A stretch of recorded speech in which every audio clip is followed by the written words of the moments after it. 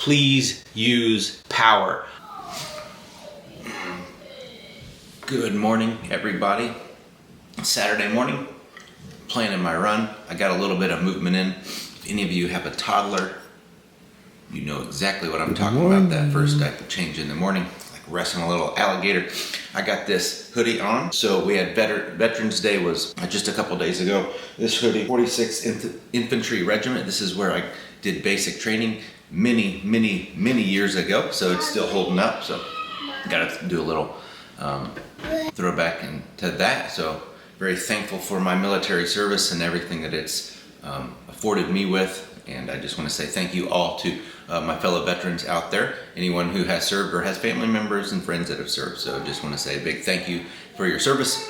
Today we're going to talk all about it's charging up. And this is the reason why I kind of wanted to hold off on it. It's been a long time coming, but today we are talking all about the Stryd foot pod. So this measures power in our running. So power is kind of the gold standard in training. It has been with cycling for many years, and now it's coming over into the running world, and I'm very excited about that. And it really is a way to track your training from a very kind of like neutral standpoint, because heart rate is, you know, like I'm drinking a coffee. So if I have 0 coffees to 3 coffees, that's gonna affect my heart rate. And it's something that's very difficult to measure run to run, and perceived exertion and the temperature changes, you know, all those things affect how I feel.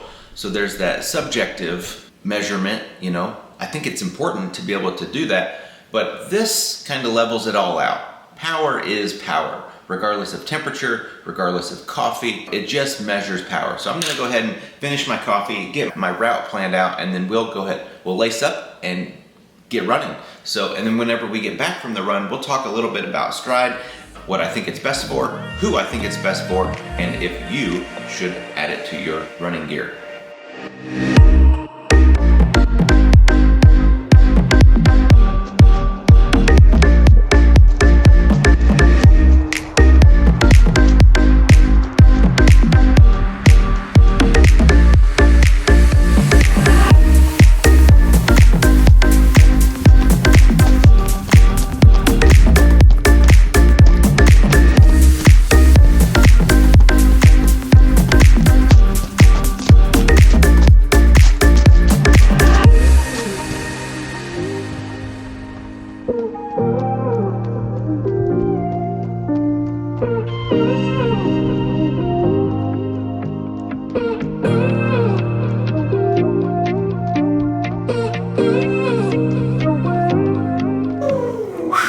Great run. Let's see, that was really nicely paced. It was 15 and a quarter miles at hour 47. Average power, since we're talking about power today, was 2:52. Average pace, that put me at 7:03 average pace. Just a really good run. Nice steady pace. And thank you out there to the Metro East Tri Club. Cookie was pretty delicious. Thanks. Hello everybody, welcome back, or welcome to the channel. My name is Evan, and on this episode we are talking all about the Stryd foot pod. So this little device here is pretty cool. It comes in at just 8 grams and packs a ton of features. So we're gonna talk all about that. It's got accelerometers and all these little cool chips and stuff in there. And like I said, it comes in at just 8 grams, so you barely even notice it's there. So what is Stryd and what does it do for you? Stryd is a power meter for runners. So power in terms of data collection and analyzing ourselves in an aerobic sport. Cycling has been doing this for a long time, and now power has come into the running world. And being a former cyclist, and I guess maybe I still consider myself a little bit of that, but that's how I have always trained. So to come into training with power on the running side really made this transition really easy for me. So what is power? Power is force times displacement. And for this, this is the only technical jargon that we'll do. Displacement is velocity over time. So really, what does that mean? So power, force rather, in that is the effort that we put through each step. And the velocity part of that is steps per minute, or our cadence. So we're all kind of familiar to that. If you're on Strava, please follow me on Strava if you don't already, and you can follow along my training and see what I'm up to in my training. But so we see some of these different measurements and analyses and tools that we have at our disposal already, but power is something that is completely cuts through perceived exertion, outside forces, heart rate, temperature, wind, elevation changes, altitude changes. So power is power. It is what we're actually putting out. So I want to dive in a little bit and share with you what my thoughts are on this actual device. My use case, I've been using this for, I think it is at least 18 months, maybe closer to 2 years. I want to share my thoughts on how I use this, who I see it best for, and we're just going to dive in a little bit on today's run, and that way we can get a little greater sense on the Stryd FootPod. So I'm going to spin around and let's dive into today's run. All right, so here we are on the Stryd website, and it looks like they have early access for Black Friday. And this is not sponsored by any means, but if you find something that you like here in this video and you're kind of maybe thinking you might want to try it out, head on over to the website and you can look at that. Let's go ahead and dive in, and I want to talk a little bit more about my run today and how I think where this thing really shines. So if we look over my run today, I did an hour 47, just over 15.27 miles, and running stress score of 120. So if you're familiar with training with power, you'll kind of be familiar with the training stress scores. So a couple of things I would like to point out. Let's look at mile 5 and 6. So a 7:01 at 257 watts, 142 beats per minute. You can kind of look at all these different measurements here. So what do we have? We have distance, power, pace, cadence, heart rate, form power ratio, ground contact time, leg spring stiffness, and then vertical oscillation and air power. So there's a lot of stuff that we can dive into. You can add it all into your graph if you'd like. I think just for now, let's leave this on here so you can see my elevation. You can see pace and power as they track. Power is the orange one and pace is the blue line. So you can see it looks like a pretty evenly paced run, even though we have some undulation. It looks like mountainous. It's definitely not. I think when you zoom in on a pretty flat territory, you get that. But anyway, let's look in 5 and 6. So we had a 7:01 mile and a 6:40 mile. So that's considerably different. But if we really look, it is 1 watt different over the course of that. Steps per minute is right on, and exactly the same heart rate. So that is just a quick snapshot. And here we go again. We see between miles 9, 10, and 11. So we can kind of just see a little bit of difference here. So this one you do see a little difference. So what was the big difference here? Why is, we see a little jump, but then this is 2 watts off. And again, a 7:06 to, I think this one I had a little stop. I stopped to adjust a hat or something, so I think I slowed down. So average wattage was a little different. So this one here,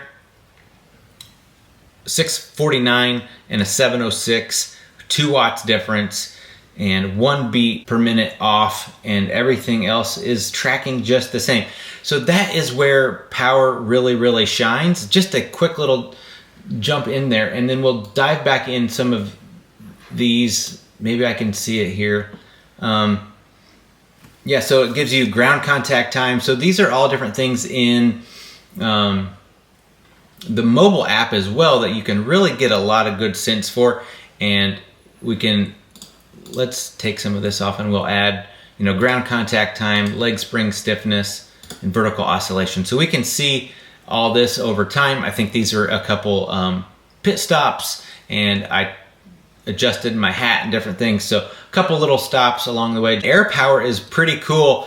Also, when you start thinking about it, like the amount of power it takes to overcome the wind that I'm running into or behind my back. So we can see as I get into the wind and a little bit less. So we're at 5% of my power that I was generating was just to overcome the wind. And then here it's 6, and then, made a turn. and it's down to 2%. So it's really neat to be able to dive into that and look at, like, you know, the power needed to overcome a hill. So for training, power is actual effort that I'm doing, and my pace might change based on the elements around me. Am I going uphill, downhill, headwind, tailwind, and all of those things. So that's really neat to dive into.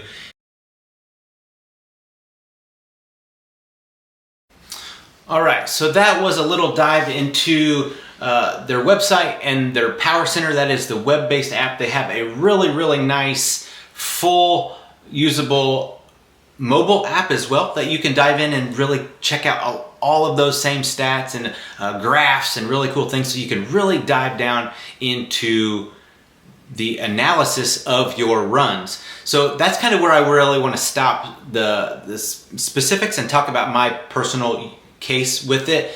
And like I said, I did use it for a training plan. I used it with a coach who she gave me workouts, and I just used this in the background to kind of scratch that itch of my own nerdiness that I love to do, and I've worked with as a coach and also as an athlete, so I like to do my own detailed analysis into my workouts and training. And then I love working with a coach, and then this time I kind of stepped back and let this do it for me. So I plugged in the amount of time and runs I want to do per week, what distance of event I was training for, what is my weekly mileage. So you plug in a few of those parameters and it will generate it for you. If you want to run 3 days a week, if you want to run 7 days a week, it's a plug and play app, and it is really nice to follow along. You can upload the workouts directly into your watch, and I had some issues with that a lot of time, not a lot, a handful of times, enough where it was really annoying, where I would just look at it and run that. Some of the ones that were a little bit more, where they had lots and lots of little segments, you know, different intervals and things like that, I would make sure I try to get it uploaded. Sometimes I had some upload failures on that, where it would actually upload success, but it would do the wrong workout. So I would get going, I'd get the warm up in, and I'd send me on to that next interval, and it was the wrong workout. So I'd have to look at my phone, see what the actual workout was, and kind of go from there. So I kind of got used to that, very annoyed. So I don't know if it's a Garmin issue. I do use a Garmin. I use the 935, so maybe the 45 is better and kind of streamlined. I don't know if it was a Stryd issue. Never pursued that, just kind of worked that out on my own. And it was okay. Like, I think where I'm at in my training, I'm very used to training and training with intervals and training very specifically, whether it's come up with something on my own or from a coach. So very useful and not so much. This is where it differentiates. Where are you in your training? If you are a newer runner or newer to an event, like say you've never run a marathon before and you'd like to, and you don't want to maybe spend that a higher cost of working with an actual coach who will give you workouts and review your training, this might be a really, really good option.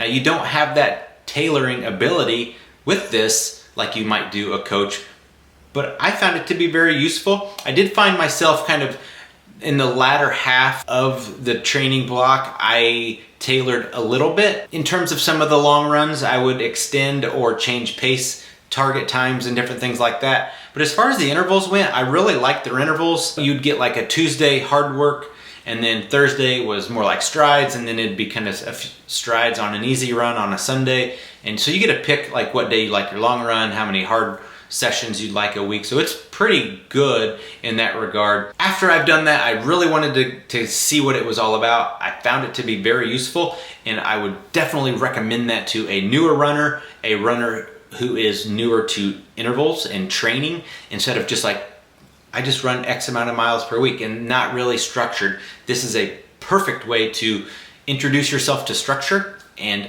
go from there. So it's a beautiful building platform. And then for those experienced runners, you know, people that are very good at, you know, calculating out their own training plans and wanting to get faster, please use power. Heart rate is great, perceived exertion is great, all those measurements that we've already done, pace is really good. Like, you have to know pace. At the end of the day, you know, how much time does it take you to cover the distance? So we have to be able to correlate the two.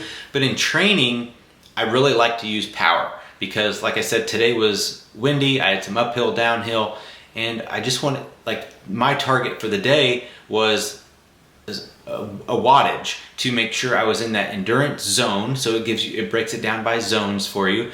And it let me know that I was in my endurance zone for the most of that. Pace undulated a little bit based on if I was in the wind or up or downhill, and you don't really worry about that. I just know the effort I'm putting out is at the right effort for me and what I wanted for today.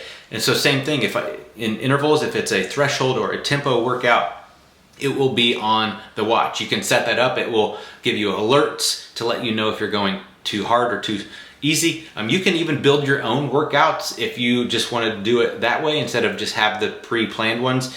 If you want to just pick a workout, I know I need to do some sort of threshold workout. You can scroll through their workout library, upload that individual workout to your watch and do that one. So you could do that as a part of your training and what you want to do for your own training. The reason I put this off for so long is because I was starting to have some issues with it. Like I said, I think we're going definitely beyond 18 months and probably closing in on the 2-year mark for this individual unit for me.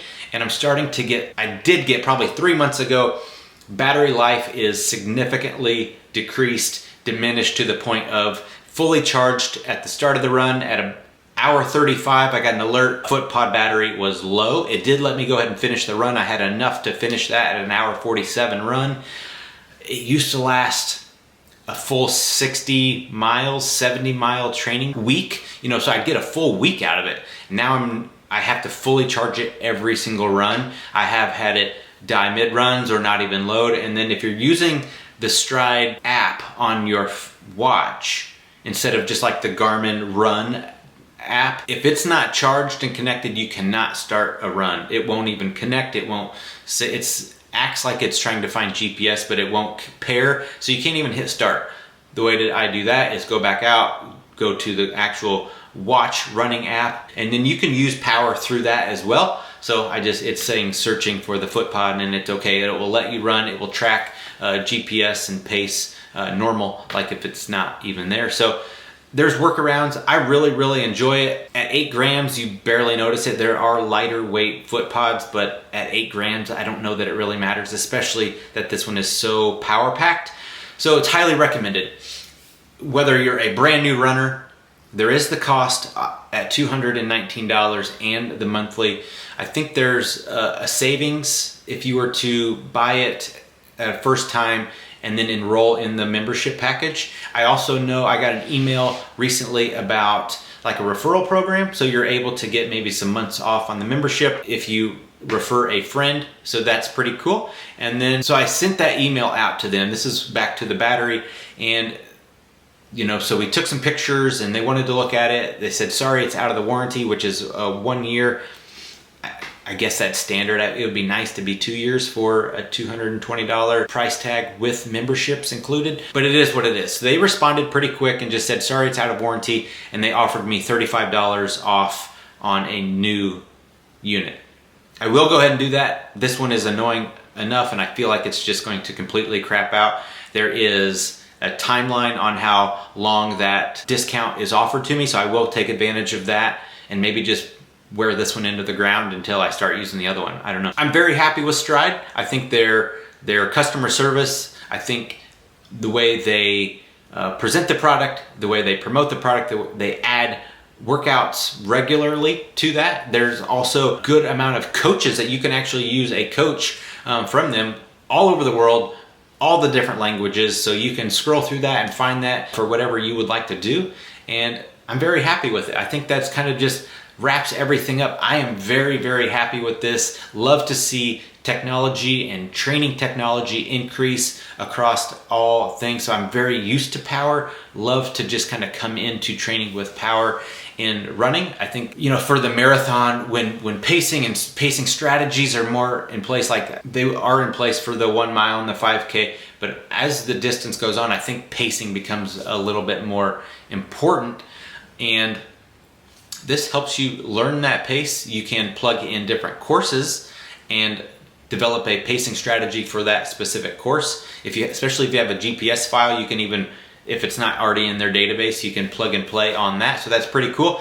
So I think that's just, I'm gonna wrap it up there. I'm going to give the Stryd foot pod 2 thumbs up. There are a couple issues, but like I said, I think it's newer technology. I do see it improving over time, and I'm happy with it. I gotta say, like, it goes with me on every single run. So I think that is proof enough that I'm happy with it. So if you found this to be interesting, if you like this kind of content, please go ahead and click the like button, that subscribe if you're not already, and then that bell icon to get notified every time I release a new video. So thanks again, and also help me reach a goal. I think 300, is that okay? 500? We'll see. By the end of the year, I would love to have you share this. If you found it to be interesting, share it with your friends who are newer to running or maybe interested in power. So I appreciate you guys. Have a good one, and go forward in power, love, and a sound mind, and we will see you in the next one. Peace.